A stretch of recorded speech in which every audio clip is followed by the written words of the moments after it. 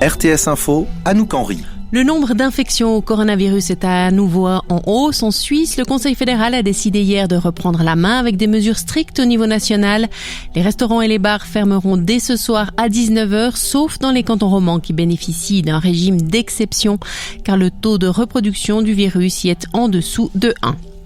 Dans le canton de Vaud, les établissements pénitentiaires de la Plaine de l'Orbe sont placés en quarantaine. Les activités, les ateliers et les visites sont désormais interdits aux détenus jusqu'au 22 décembre. Un nombre trop important de contaminations a été décelé chez le personnel pénitentiaire et les détenus depuis le mois de novembre. C'est une des rares entreprises à annoncer une bonne nouvelle en ces temps difficiles. Digitech Galaxus envisage de créer 450 emplois. Ces postes sont liés à la construction de 2 nouveaux bâtiments dans le canton de Berne. La filiale de Migros connaît en effet un développement accéléré depuis le début de la pandémie.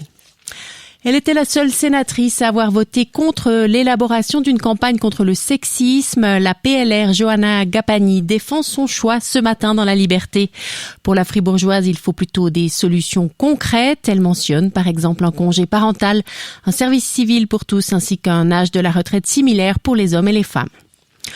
Boris Johnson a annoncé hier que le Royaume-Uni cessera dès que possible de soutenir financièrement des projets à l'étranger d'énergie fossile.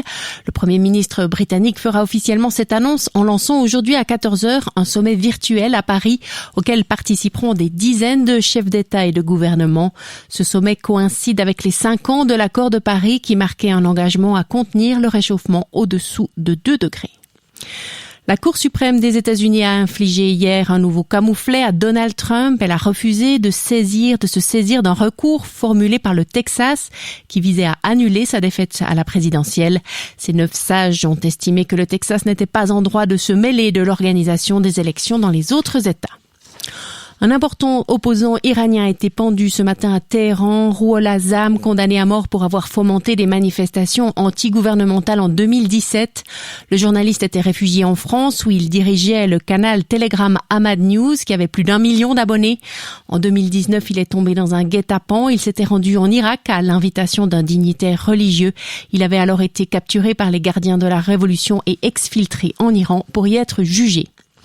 Après 3 semaines de grève, des milliers d'agriculteurs maintiennent le blocus de la capitale indienne New Delhi. Le Premier ministre Narendra Modi s'est justifié ce matin, arguant que les réformes étaient destinées à faire prospérer les paysans.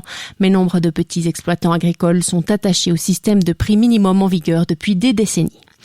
Météo, le ciel sera très nuageux aujourd'hui avec de la pluie, en particulier dans les Préalpes, le Bas-Valais et le sud du Jura. La limite pluie-neige se situera entre 900 et 1200 mètres.